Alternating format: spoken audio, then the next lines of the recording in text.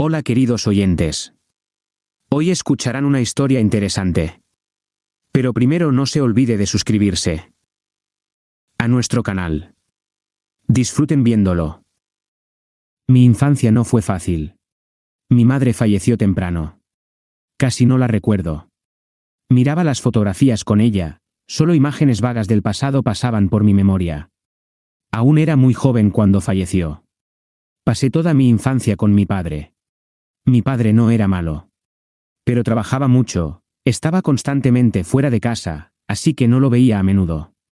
Me traía regalos, intentaba pasar tiempo conmigo, se ocupaba de mí, pero en su mayoría pasaba mi infancia con mis abuelos. Por más que mi padre intentara, no podía ganar mucho dinero. No vivíamos en la pobreza, pero tampoco éramos ricos. Nunca pedí más, para mí era una gran felicidad simplemente estar con mi padre. Los estudios eran difíciles, no había dinero para una universidad costosa. De niño, soñaba con ser médico. Pero la vida me preparó un camino completamente diferente. Desde joven, intenté ganar dinero. Mientras mis compañeros aún dependían de sus padres, yo ya estaba ganando mis primeros ingresos. También tenía pasión por los autos grandes, así que no es sorprendente que me convirtiera en camionero. Para mí, era buen dinero, suficiente para vivir y lograba ahorrar algo. Nunca me quedaba quieto. Pasaba la mayor parte del tiempo en la carretera. Pero cuando regresaba a casa, me gustaba descansar con mis amigos. Solíamos encontrarnos en nuestro bar favorito y terminar la diversión en casa de Danny en las tardes. Danny tenía una gran casa de campo que sus padres construyeron. Había mucho espacio aquí y uno podía pasar un buen rato. Jack, ¿no estás cansado de conducir durante días?, me preguntó Danny. Danny, siendo honesto, no. Amo mi trabajo. Visito varios países, la carretera me atrae.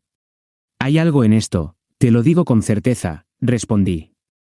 Amigo, en mi opinión, solo estás buscando una excusa porque estás acostumbrado a este trabajo y no quieres cambiar nada. Bromeó Danny. No, Danny, no lo entiendes. Nunca cambiaría mi trabajo por la aburrida rutina de una oficina. Está bien, está bien. Me encantaría creerte, pero no tienes novia. ¿Por qué no sales con nadie? Hombre, el tiempo pasa y sigues solo. Sí, Danny, no presiones al paciente. Me gustaría, por supuesto, pero por ahora no hay nadie en mente. Vamos, ¿pero qué hay de Stacy? Esa camarera definitivamente está interesada en ti. Y sí, es bastante linda. Danny, lo siento, por supuesto, pero no es mi tipo. Míralo. Así nunca encontrarás a nadie. Había verdad en las palabras de Danny. No había conocido a nadie en mucho tiempo. Pero no quería comprometer mi vida con cualquier persona. De alguna manera, después de nuestras reuniones habituales, volví a casa. Esa noche permanecí sobrio, no tenía ganas de beber. Así que llevé a mis amigos borrachos a sus casas y ya volvía a casa. Entonces, comenzó a llover fuertemente. De repente, en el costado de la carretera, vi un auto con luces intermitentes. Me detuve y vi a una chica completamente empapada que intentaba arreglar el auto. Buenas noches. ¿Puedo ayudarte?, respondí al abrir la ventana. Joven, sí, ya pensaba que nadie pasaría por aquí hasta la mañana, contestó emocionada la chica. ¿Qué te pasó? El coche se paró. Mientras intentaba averiguarlo bajo la lluvia, mi teléfono se mojó, ni siquiera puedo llamar a una grúa. Miré debajo del capó y vi que el termostato estaba cubierto, todo el anticongelante se había escurrido. Chica, tengo que decepcionarte, no puedes arreglarlo tan fácilmente. Pero no te preocupes, llamaré a una grúa. Si quieres, puedo llevarte. Joven, te estaría muy agradecida. El coche fue cargado por una grúa y llevado a un servicio de coches. Llevé a la chica mojada. Nos conocimos, su nombre era Jessica. Charlamos en el camino a su casa. Era muy dulce y bastante bonita. Luego acordamos encontrarnos de nuevo. Nos gustamos y terminamos saliendo. Y han pasado 15 años. Desde que nos casamos. La vida juntos no fue tan divertida como fue la primera vez que nos conocimos. Pero todavía estaba locamente enamorado de Jessica. Todavía transportaba mercancías a varios países, por lo que no tenía la oportunidad de volver a casa todos los días después del trabajo, como en muchas otras familias.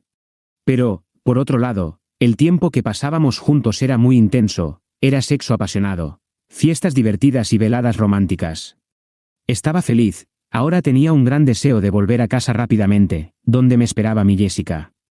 Pero últimamente nuestra relación se ha deteriorado. Jessica comenzó a presionarme cada vez más. Jack, has estado en la carretera durante mucho tiempo, y tu salario no está creciendo. No estoy diciendo que ganes mal dinero, pero no nos alcanza para mucho. Dijo Jessica desconcertada. Cariño, ¿qué estás haciendo? Trabajo todo el día y gano mucho más que mis colegas. Jack, hace tiempo que quiero cambiar mi coche, queríamos comprar una casa nueva, pero tus ganancias no son suficientes para esto. Pero, Jessica, todo te convenía antes. No somos personas pobres. Eso fue antes. Estás estancado en el mismo lugar. Jessica, tengo, por supuesto, planes para el futuro. Pero eso no sucederá hoy. Debemos tener paciencia. ¿Estás hablando de tus sueños otra vez? ¿Abrir tu propia empresa de envíos y cosas así? Estoy cansada de escuchar esto. Cariño, estas no son solo palabras, lo intento. Escucha, tengo un amigo llamado Mike. ¿Te acuerdas? ¿Ese es el tipo desagradable? No es desagradable. Mike es un empresario prometedor. Y ya acordé con el que vendrás para una entrevista. ¿Qué demonios, Jessica? No te pedí esto. También amo mi lugar de trabajo. Ni siquiera me consultaste. Respondí enojado. Jack, solo ve y habla con Mike. Lo estoy intentando por nosotros. Ganarás mucho más. Jessica, no puedes. Cariño, te ruego mucho, por favor haz esto por mí. Jessica me persuadió muy insistentemente durante mucho tiempo. Al final, cedí y conseguí un trabajo con Mike. Realmente no me gustaba este tipo, obviamente estaba ocultando algo. Entregaba mercancías de otro país. Pero este trabajo era muy extraño. Mike pagaba buen dinero para que no hiciera demasiadas preguntas. Ni siquiera sabía realmente qué estaba traduciendo. Según los documentos, era electrónica de consumo. Las mercancías se cargaban y descargaban sin mi presencia. Los almacenes eran muy secretos. No me dejaban entrar. Salían del almacén y solo entonces me dejaban conducir. Estos viajes me alarmaban cada vez más, pero el comportamiento de Jessica no parecía menos sospechoso. Estaba cambiando ante nuestros ojos. Jack, ¿hace mucho que viste a Mike?, preguntó Jessica. Sí, acabo de venir de él, ¿pero qué? Pregunté ansioso. Acaba de llamarme, dijo que no podía comunicarse contigo. Necesitas ir a un vuelo urgente de nuevo. ¿Qué demonios? Acabo de volver. No sé, Jack, pero es urgente. Devuélvele la llamada. Estaba furioso, tal horario claramente no me convenía. Hola, Mike. ¿Necesito volar de nuevo? Sí, Jack, lo siento, pero es una entrega urgente, el otro conductor no puede, tienes que ir. Jack, entiendo todo, pero por favor ayúdame. Escucha, por supuesto, entiendo todo, pero este tipo de trabajo no me conviene. Iré a este vuelo, pero si esto continúa, entonces renunciaré. ¿Qué le pasa a tu esposo, que se comporta como un burro y no sospecha nada? ¿Dónde está él? Incluso te invitó a nuestro aniversario de bodas. ¿De qué puede tratarse? Bueno, sí, es inesperado, pero agradable. No importa, pronto haremos que tu esposo sea el chivo expiatorio. Y nosotros mismos nos iremos a México con mucho dinero. Sí, sería más rápido, ya estoy bastante cansada de fingir ser una esposa fiel. Quedé impactado por esa conversación, pero seguí grabando. Mike no tenía ningún reparo en sus declaraciones. Revelaba los esquemas de sus maquinaciones y todo esto se veía y se escuchaba claramente en el vídeo que filmé. Después de este discurso sincero, fui testigo de cómo mi esposa comenzó a tener relaciones sexuales con Mike justo frente a mis ojos. La rabia nubló mi mente, pero me contuve con todas mis fuerzas para no descontrolarme. Decidí llevar a cabo mi venganza de manera más efectiva. Me controlé y salí tranquilamente de esa casa. Tenía un enorme peso en mi corazón, pero mi venganza me inspiraba esperanza. Era difícil seguirle el rastro a Mike, no se quedaba en un solo lugar, cambiaba constantemente de residencia. Pronto también se suponía que iba a irse de aquí, pero no podía permitirlo. Llegó nuestro aniversario de bodas. Los tres nos sentamos a la mesa. Chicos, antes de empezar a celebrar este día, me gustaría mostrarles un vídeo conmovedor. Mike, te prometo que también te encantará. Y luego, en la pantalla grande, reproduje el vídeo de su encuentro sexual que había filmado. ¿Qué? ¿Qué es esto?, exclamó Jessica. ¿Y cómo se ve, perra descarada?, grité. Mike, lo siento, lo rebobinaré ahora, será más interesante para ti que verte follar con mi esposa, dije. Rebobiné hasta el momento en que Mike hablaba de todas sus trampas. Oh, eres un idiota. Mike gritó y corrió hacia mí. No te apresures, criatura. Grité y golpeé a Mike en los dientes con una barra de hierro que había ocultado de antemano en la manga. Buen provecho, bastardo. ¿Cómo sabe el metal? ¿No es áspero?, pregunté con molestia. Y tú, colchón barato, claramente te equivocaste en esta vida. Lo único de lo que me arrepiento es de no haber visto de inmediato qué criatura mentirosa eres. Dije a Jessica con disgusto. En ese momento, la policía irrumpió en la casa. Le dije a Jim poco antes de nuestro encuentro que Mike me había visitado, y al mismo tiempo entregué el vídeo que había grabado. Ahora a este bastardo se le podía llevar sin problemas. Fui absuelto, gracias a mi colaboración con la investigación. Pero Jessica no tuvo tanta suerte, fue condenada por complicidad con Mike en estas sucias acciones. Ahora están tras las rejas y por mucho tiempo.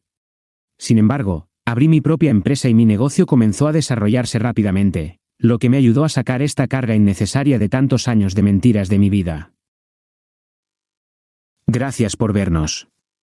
Para que nuestro canal siga creciendo y mejorando su contenido, por favor, apóyanos suscribiéndote, dándole a me gusta y comentando. Haremos todo lo posible por ti.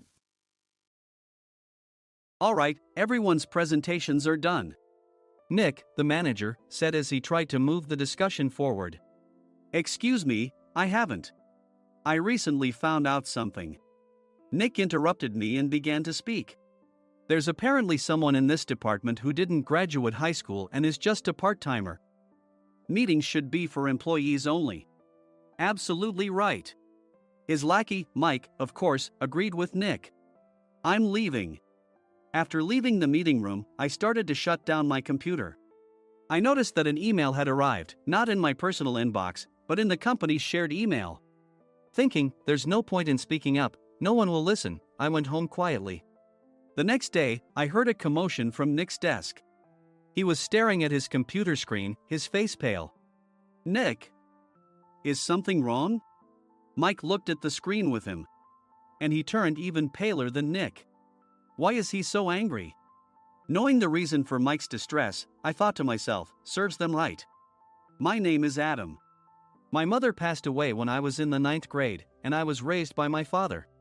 Well, you could hardly call it being raised. After my mother passed, my father changed. He drowned his sorrows in alcohol, and though he still went to work, he squandered our living expenses on horse racing. Because of that, I had to start working part-time as soon as I entered high school. Every month, I went to the convenience store with bills in hand that couldn't be auto-deducted from my father's account. Even though I endured it because I didn't want to be alone, I reached my limit in my second year of high school and dropped out. I found a live-in job at a distant inn. Thank you for everything. The day I left home, my father, still staring at the TV, spoke. Take care. That was our last conversation. Back then, 18 wasn't the age of majority, so I needed my father's permission to work, and I couldn't hide my place of employment. Yet, my father never visited me even once. I kept working just to survive, and before I knew it, I was 42. Years of hard work paid off, and I was transferred to the headquarters. I was thrilled to be recognized by the company, as I thought I'd be working in the field until retirement due to my lack of formal education. Listen up. Our work can change the future of our employees. Don't drag us down. On my first day after the transfer, Nick, dressed in an expensive suit, spoke sternly. There was a reason for this. Our inn was located in a prominent tourist destination, known so well that everyone in the state could sing its commercial jingle. At its peak, we had 5 locations within the state. But that was long ago. Due to financial difficulties and aging facilities, only the place where I had worked for many years and the original establishment remained. I was prepared to lose my job anytime, but now there was a glimmer of hope. With the rise of social media, the tourist area where the inn was located started gaining attention again. Depending on how hard the sales department, where I was transferred, worked, we could either thrive or be forced to give up this prime location to the new hotel chains continuously popping up. For Nick, who had switched careers from another industry to strengthen our sales, this was a battle he couldn't afford to lose. I understood why he had to be strict. "I will do my best." Nick sneered at my enthusiastic declaration. "Did you not hear what I said?" "I'm sorry." I thought I was listening carefully. Out of habit from years of customer service, I apologized reflexively, though I had no idea what had offended him. Someone was watching me with a smirk. In this department, there are those who are expected to excel and those who have been shoved here because they have nowhere else to go. You are the latter. It was Mike, the section chief. He's 7 years younger, at 35. But he was called to headquarters much earlier than I was and had been moving around within the headquarters ever since. I'm not jealous, but I can't accept that he's my boss. Graduating from a prestigious university, he has an unusually high pride and caused many problems as a newbie, making things very difficult for me when I was the front desk leader. When I found out Mike was transferred to the sales department a month before me, I was disheartened. Mike is right. With just a middle school diploma, there's not much you can do. Don't even think about achieving results. As if I didn't exist, Nick remarked, "I'm thirsty." Mike eagerly ran to the coffee maker. It seems Mike is Nick's lackey. I regretted being happy about my transfer to headquarters, wishing I had stayed on site forever. Send a direct mail to every company on this list by the end of the day. Nick only assigned me tasks that even a new graduate could handle. What? There are over 1,000 companies. You want me to send to all of them by today? Yes, if you and your fellow misfits split the work, even those with nowhere else to go should finish by today. I glanced at the employees typing away expressionlessly. They were worn out from customer service, only thinking about leaving on time, or were women reassigned after having children, with zero motivation for work. Even Sam, a new graduate from the same university as Mike, who was supposed to be among the expected achievers, had no enthusiasm for the job, having joined the company wanting to do customer service. "I don't care what they say, I plan to quit anytime," he said. Only Nick and Mike were highly motivated, making all the decisions between the two of them. I originally only wanted to work at the inn to survive and had no particular attachment to this job. I swallowed my words, thinking I had no right to reprimand them. About a month after the transfer, Nick told us with a frustrated look, "To commemorate the 50th anniversary, we've decided to create a plan exclusive for one group per day." Originally, Mike and I were supposed to come up with it, but our president, Mr. Thompson, insists on hearing everyone's opinions. "So, you all get a chance." As Nick explained, Mike began handing out prints. "Make sure not to embarrass Nick. If your ideas are half-baked, you'll have to redo them." It seemed that they had printed his handwritten notes by Mr. Thompson, which included several questions and a section for free responses. It made sense why Nick had to seek our input, given that all responses had to be submitted to Mr. Thompson. We were given a week to think about it, and a meeting was scheduled to compile our ideas. My plan is to let guests enjoy both the old and modern America. Nick began the presentations. Guests would watch a master confectioner at a nearby traditional sweet shop make sweets in front of them. The welcome drink would be premium tea in a bottle. Nick's plan was certainly attractive. After his presentation, Nick called on us to present in the order we were seated. Just as I stood up for my turn. "All right, everyone's presentations are done." "Excuse me, I haven't. I recently found out something." Nick interrupted me. "There's someone in this department who didn't graduate high school and is just a part-timer." He was likely talking about me. I joined the company as a part-timer and was made a full-time employee when I turned 20. That was 20 years ago, so Nick and Mike probably had no chance to know until recently. Meetings should be for employees only. Absolutely right. After that, Nick kept creating opportunities to solicit everyone's opinions, purposefully excluding me from speaking. The meeting unexpectedly heated up and went past the scheduled end time. A few people asked to leave, and the discussion continued with the remaining few. Still here? Normally, you'd leave in that situation. Though I had no attachment to the job initially, hearing kind words from customers made me want to make them happier. For someone like me, with nowhere to go, the inn was my home and customer service was my life. I felt pathetic about my current self. I'm leaving. I left the conference room and started shutting down my computer. I noticed an email had arrived, not in my personal inbox, but in the company's shared email. Thinking no one would listen to what I had to say anyway, I quietly went home. The next day, while preparing the DM as instructed, I heard a commotion from Nick's desk. In his haste to stand up, he hit his knee on the desk. He stared at his computer screen, his face pale. Nick! What's wrong? Mike, thinking he should be the first to rush over, approached Nick while still wearing his coat. He peered at the screen with Nick. And he turned even paler than Nick. Why is he so angry? Who is responsible for this company? Nick, more irritated than ever, asked, and Mike answered without checking. Probably Sam. Sam wasn't there because he was attending a morning training session for new hires. Nick gave up on getting angry and returned his gaze to the screen. They were looking at an email that arrived right after the end of the working day yesterday. Apparently, no one, including me, had checked it before leaving. The email was from a large company that used us for their annual employee trips. The president and executives of that company also frequently used our services personally. President of the company, Mr. Mason himself, had declared that neither he nor his company would ever use our services again. Well, some companies cancel their employee trips or stop using our services due to financial struggles. Let's just move on. Mike kept wiping the sweat from his forehead with a handkerchief. Knowing why Mike was so agitated, I quietly watched their interaction. Do you know how much revenue we get from that company?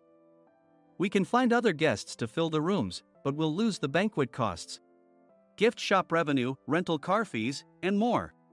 Moreover, the gifts were supposed to be prepared by the traditional confectionery shop involved in Nick's proposed plan. If it's known that we incurred such a huge loss at this critical time, Nick's position in the company would be jeopardized. Nick took a deep breath, seemingly trying to calm himself. All right, Mike. Go to New York right now and apologize to Mr. Mason. What? You're coming with me, right? I have urgent work to do. I trust you, which is why I'm entrusting this to you. Please. Mike, believing Nick's sincerity, agreed with a determined look on his face, saying, yes. That's Nick for you. Even if Mike went to apologize, Nick would shift all the blame onto him if the client didn't change their mind. Well, it was Mike's fault to begin with, so it served him right. About 3 hours later, Sam answered a call from somewhere and repeatedly apologized, saying, I'm very sorry. Everyone watched to see what was happening. After ending the call, he informed Nick with a weary tone. When Mike arrived at the client's company, he only made things worse, further infuriating Mr. Mason. He was demanding, get his boss here immediately. It was no wonder Sam was exhausted, dealing with such a call right after returning from training. What is that idiot doing? All right, Adam, you're coming with me. If sacrificing Mike didn't work, then I must be next. Normally, I'd want to refuse at all costs, but I saw an opportunity in this situation. If I can be of assistance, I'd be happy to join you. I obediently followed Nick, and we flew to New York. When we introduced ourselves at the reception, it became clear how serious the situation was, as the receptionist personally escorted us to the president's office. Angry voices leaked through the door, making both Nick and me uneasy. Excuse me. I'm Nick, the supervisor. I understand my subordinate has caused you trouble, and I deeply apologize. Nick, with his experience in the corporate world, knew enough to offer an apology before excuses. However, his customer service skills left much to be desired. I sighed as I saw Mike trembling like a small dog in the corner of the room. What kind of training are you giving your subordinates? Mr. Mason glared at Nick with a red face. The intensity of his gaze made even Nick take a step back. Regrettably, I joined this company only 2 years ago and was unaware of Mike's issues. I should have identified his shortcomings sooner. Indeed. I should have realized sooner. No sensible person would come to apologize and then give a lengthy presentation on the drawbacks of not using therein. Nick froze, his mouth slightly open. Suspecting the worst, I picked up the documents that had fallen to the floor. It seemed Mike hastily prepared these documents on the plane, listing the disadvantages. Disadvantage 1: if you change the venue for the company trip, employees might suspect it's for cost-cutting reasons, leading to a negative impression. Reading it aloud half-jokingly, Nick snatched the papers from my hand and checked the contents with a furious expression. Among the stack of documents was a receipt from a nearby convenience store's copy machine. I felt a pang of dread, hoping he hadn't shown the receipt as well. What do you think he said when I asked what kind of nerve he had to do this? I'm very sorry. Faced with the dire situation, Nick must have thought there was nothing left to do but apologize. In a voice smaller than I'd ever heard from him, he uttered words of apology. He said, "I'm a Harvard graduate. I don't believe I said anything wrong." Mike! What have you done? Forgetting his plan to pin the blame on Mike, Nick yelled loudly, even in front of Mr. Mason. "I didn't do anything wrong." "You're still saying that? Look at him." Mike pointed at me with a shaking hand. "I was assigned to headquarters in my 20s and now I'm a section chief. This guy only made it to headquarters at 42. Everything I've done proves I was right. So why are we losing the contract?" Having said his piece, Mike collapsed to the floor. "Of course. You were sent there because you had nowhere else to go." Mike never expected to hear such words from someone he looked down upon. He lunged at me, and Nick hurriedly stepped in to stop him. "Mr. Thompson told me Mike is a quick thinker, and to take good care of him." There's no way he was pushed aside. "Don't make things worse here." "He didn't say quick thinker, he said only quick-witted, didn't he?" I don't remember that part." I recalled the many troubles Mike caused when he was a newbie. When Mike was on the front line, his pride was so high that he never apologized to customers. Customer service, especially in our job, doesn't work alone. It brings both good and bad situations.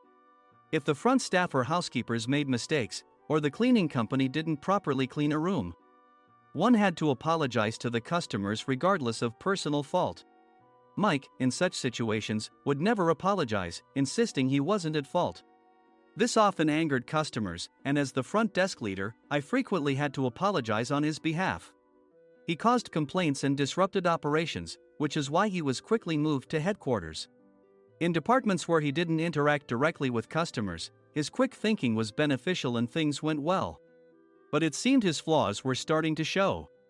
Corporate reservations are supposed to be entered into the system by the sales representative. But a quick check yesterday revealed that more than 10 items were missing from the client's reservation. The handover document clearly stated what needed to be prepared. Why didn't you enter it into the system? Why do we have to give them special treatment? Filling rooms near the banquet hall, setting up all the food in advance. Specifying the brand of wine, they're too demanding.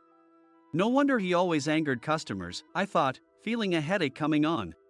Grouping them in rooms near the banquet hall is for our benefit too.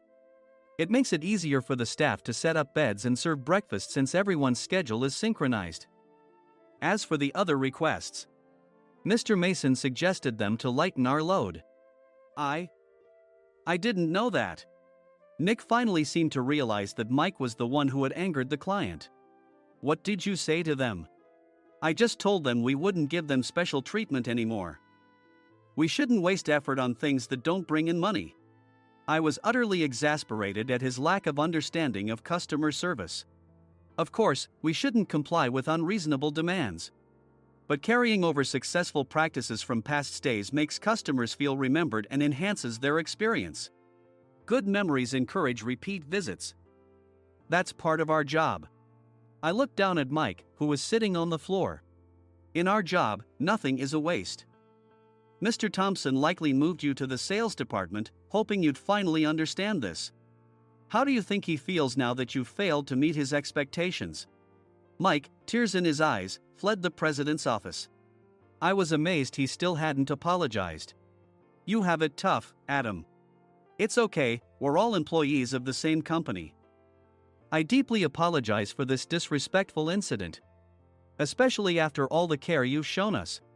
If it weren't for you, Adam, I really would have stopped staying here.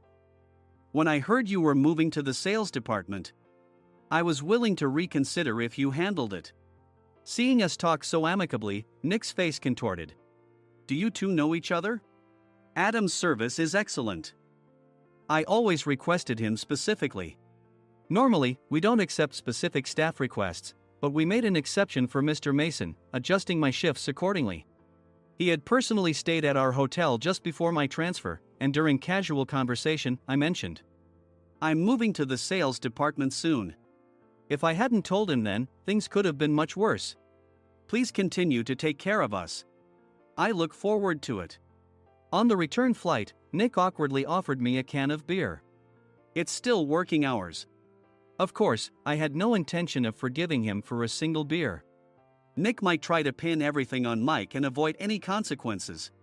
While pondering this, a startling fact came to light. Nick, the tea bottles for the plan have arrived. I handed Nick a bottle labeled with our inn's name. They look good. What are you talking about? These are plastic bottles. I had assumed we would use the trendy, high-end bottling tea. But what arrived were ordinary plastic bottles of tea with customized labels. The only unique aspect was the label, which had the inn's name, making it look customized. Upon further investigation, I discovered that a substantial amount of money was set to be paid to the tea company. It was priced like bottling tea. Does this plastic bottle really cost $100 each? The tea inside is specially blended for us. The extra cost is for that. Wouldn't it be better to use another tea company? Or is there a specific reason we must use this one? As Nick continued to make excuses, I showed him a printed email. I informed the tea company's president, Mr. Mitchell, that we discovered irregular payments and he confessed. He said you two were high school classmates and planned to split the extra money. That idiot. Why did he confess? That's not important. You should worry about yourself, this could turn into a police matter. Opening the bottle cap, I suggested. How about calming down with this tea? It supposedly has a relaxing effect. Nick drank the tea frantically. In the following days, decisions were made about their fates. Mike was reassigned to the General Affairs Department, with no chance of transfer or promotion, as per Mr. Thompson's orders. As for Nick, since the payment to the tea company hadn't yet been made, he narrowly avoided legal trouble. Instead, he was encouraged to leave the company, and to avoid further complications, Nick submitted his resignation. Rumor has it that connections between HR departments have made it difficult for him to find new employment. Even though it was good to have those two gone, something unexpected happened in the sales department. Everyone became motivated and united in refining the 50th anniversary plan. In the end, my plan was adopted. We collaborated with the Tourist Information Center to provide personalized guides. The plan, tailored to the number of guests, was truly special for the 50th anniversary. Hey, is Adam's family coming to stay? I immediately booked that special plan for my family. Sam noticed it on the reservation list and quickly picked up on it. Yes, I'm inviting my father. That's great. I might invite my parents too. I lacked the courage to face my father just as Adam. But here, with the confidence Mr. Mason praised, I felt ready. The 50th anniversary plan was a perfect opportunity to reconnect with my father. I hoped to bring back the days when we could laugh together as we once did.